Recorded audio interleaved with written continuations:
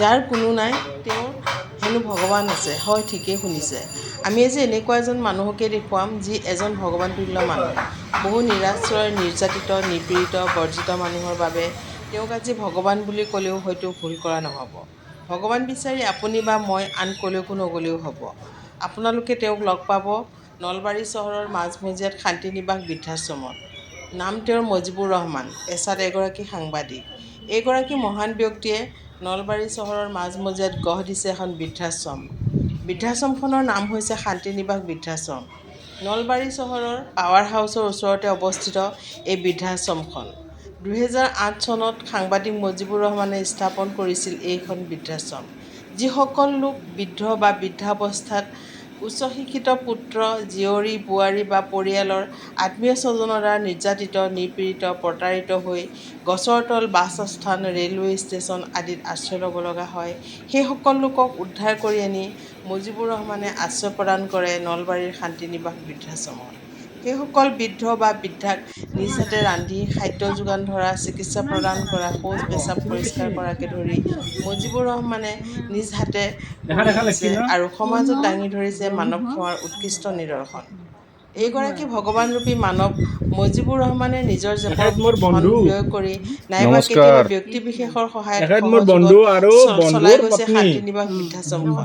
এই বৃদ্ধাশ্ৰমখনত আশ্ৰয় লৈ থকা অৱস্থাত ১০৪গৰাকী লোকে ইতিমধ্যে ইহ সংসাৰ ত্যাগ কৰি স্বৰ্গগামী হৈছে।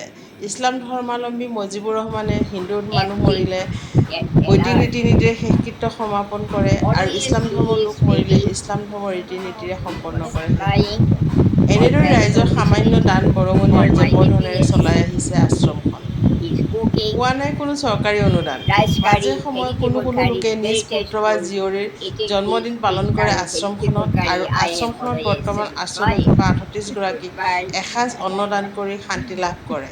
কিদৰে শান্তিনিবাস বৃদ্ধাশ্ৰমখন অতি কষ্টৰে সাংবাদিক মজিবুৰ ৰহমানে চলাই আহিছে তেওঁৰ মুখেৰে শুনো আহক। তেখেতৰ বিষয়ে কওকচোন অকণমান। তেখেত ৰাস্তাত আছিল, পল্টন বজাৰৰ ৰাস্তাত আছিল। গুৱাহাটী পল্টন বজাৰৰ মহিলা সমিতি মহিলাৰ যোগাযোগ কৰিলাম। গুৱাহাটী বৃদ্ধাশ্ৰমত যোগাযোগ কৰিছিল ৭ বছৰ আগৰ কথা। কোনো নাৰাখিলে, কাৰণ তেতিয়া অৱস্থা একেবাৰে বেয়া আছিল। তেখেতে তেতিয়া তাৰমানে ঘৰ বুলি আছিল, তেওঁলোকৰ ঘৰ আছিল, বিয়া নহ'ল, মাক দেউতাক থকাতেও অৱস্থা ভাল আছিল।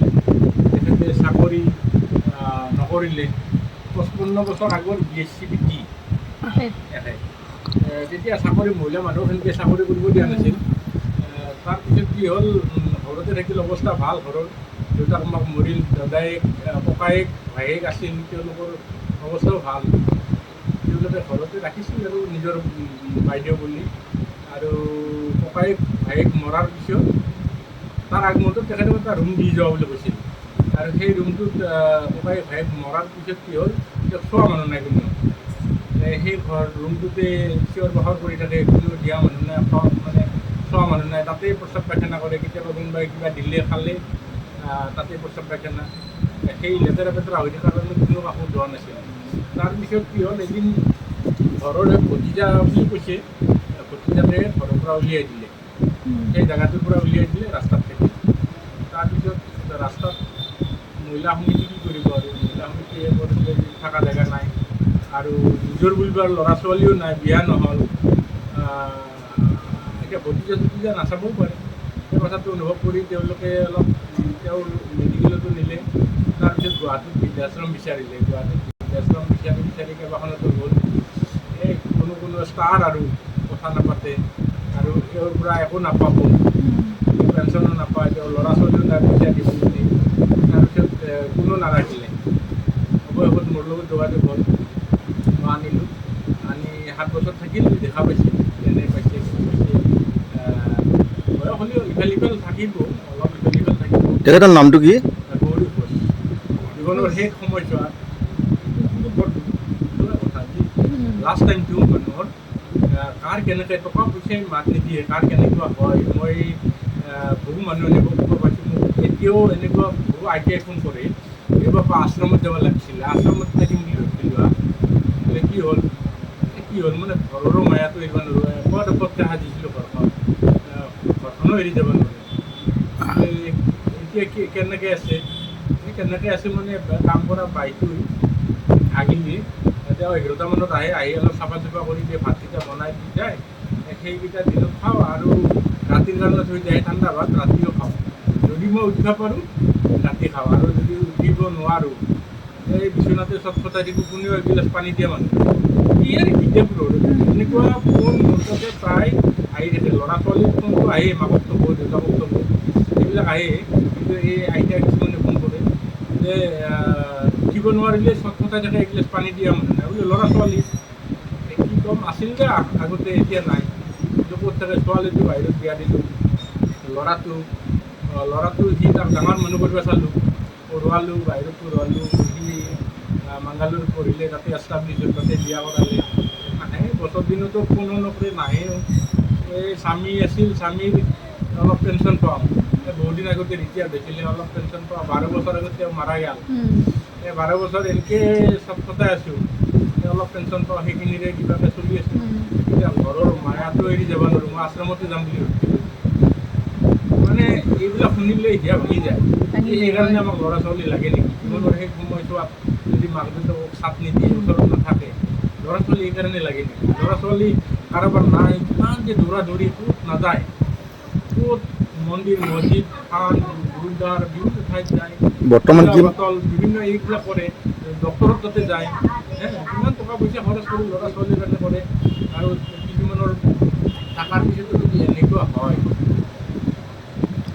থকাতকৈ নহয় ভাল হ'ব পাৰি কিমান আছে এতিয়া ইয়াত আমাৰ ইয়াতে 38জন আছে ককা আইতা আৰু এতিয়ালৈকে 104জন বিবাহ সংসাৰ ত্যাগ কৰিলে এই সংসাৰৰ পৰা বিদায় ল'লে তেওঁলোকৰো বহুতৰে পৰিয়াল আছিল জীয়াই থকাতো নিব নাহিল মৰাৰ পিছতো নিব নাহিল আৰু 893 893গৰাকী ৰিটাৰ্ণ কৰিছিল কিন্তু 5 বছৰ 7 বছৰ 2 বছৰ 6 বছৰ কাৰোবাৰ 6 মাহতো যোগাযোগ পালোঁ পৰিয়ালক ৰিটাৰ্ণ কৰিছিল কোনো বিনিময় নাই কোনো ইয়াত থকা মানুহ কোনো চাকৰি কৰা মানুহ নাই কাৰোবাৰ চাকৰি কৰা ল'ৰা ছোৱালীৰ মাক বাপাকো ইয়াত নাথাকে বা পেঞ্চনাৰো ইয়াত নাথাকে এই মানুহখিনি আমি নাৰাখোঁ যাৰ কোনো নাই লাষ্ট টাইম এলাগী হয় অকলশৰীয়া হয় বা কোনোবা ৰাস্তাত আছে কোনোবা ষ্টেচনত আছে কোনোবাই পৰিয়াল আছে যদি উলিয়াই দিছে ক'ৰবাত ৰাস্তাত থৈ দিছে বা ষ্টেচনত থৈ দিছে এই মানুহখিনি এটকাও চৰকাৰী অনুদান আপোনালোকে জানি সুখী হ'ব এটকাও চৰকাৰী অনুদান নোহোৱাকৈ এই অনুষ্ঠানটো 18 বছৰ চলি দিব লাগে চৰকাৰে দিব লাগে বিভাগ এটা আছে তেওঁলোকৰ মই কিয় খুজিব যাব লাগে এইখিনি মানে মোৰতো নহয় মোৰ সেই হেৰিটো আছে মই কিয় খুজিব যাম দিব লাগে তেওঁলোকৰে মানুহ মই এৰিব নোৱাৰি লাগি চাই আছোঁ সেইটোতো মই যিমানখিনি ইনকাম কৰোঁ তেওঁলোকে খায় ধৰক শুভাকাংক্ষীসকল আহে এই মানুহখিনি এই বিষয়টো হিউমেনিটি বিষয়টো ভাল পোৱা মানুহখিনি আহে ধৰক 10% 15% হেল্প হয় 100 টকাত 15 টকা হেল্প হয় বাকীটো মই নিজে কৰিব লাগে কাম কৰা মানুহ নাই চব আপোনালোকে দিছে ৰন্ধা বঢ়া নিজে কৰি আছে আপুনি পেচাব পাইখানা ধুই দিয়া গা ধুই দিয়া কিছুমান বিচনাতে পেচাব পাইখানা হয় কিছুমান লেট্ৰিন যায় নাপায় পাইখানা হয় গাত লাগি থাকে কাম কৰা মানুহে এইবিলাক কৰি নিদিয়ে আৰু নাথাকে ইয়াত 2 3 দিন পিছতে বাপৰে ইয়াত থাকিব নোৱাৰে খাই পেলাই পাহৰি যায় নোখোৱা বুলি কয় এটা কথাই কৈ থাকে এনেহেন নহয় অলপ বয়সৰ লগতে হৈ যায় সকলোৰে নহ'লেও কিছুমানৰ হয় সেইবিলাক সহ্য নকৰে কাম কৰা মানুহে কৰি আছোঁ আৰু এই নাই কেইদিনমানৰ কাৰণে আহিছোঁ অকণমান কিবা কৰিব পাৰিলেই আৰু মই যদি কৰিব পাৰোঁ আমাৰ উঠি অহা জেনেৰেশ্যনটো তেওঁলোকে অলপ বুজিব যে মই বৰ সৰ্বস্ব জীৱন কৰি একো লাভ নাই মই খাই থাকিম মোক লাগে মোৰ ল'ৰা ছোৱালীকেইটা খাব মোৰ পৰিয়ালটোৱে খাব এই চিন্তাটো এৰি আমি মানুহৰ কাৰণে নিদি মানুহৰ কাৰণে কিবা অলপ কৰিব পাৰোঁ আৰু সকলোৱে জানে যে অন্নদান তাতকৈ ডাঙৰ দান পৃথিৱীত একো নাই অকণমান কৰিব পাৰিলে অকণমান যদি পাৰিছোঁ চেষ্টা কৰিছোঁ অকণমান সকলোৱে কৰক আৰু যিহেতু লগত একো লৈ নাযাওঁ মই অলপ পিছতে নোহোৱা হৈ যাওঁ খোৱাটো বন্ধ হোৱাৰ পিছতে মোক তাড়াতাড়ি নি থৈ আহিব মোক একো নিদিয়ে নাগৰিজুলি বাবা মোক এটা হাত কৃষ্ণ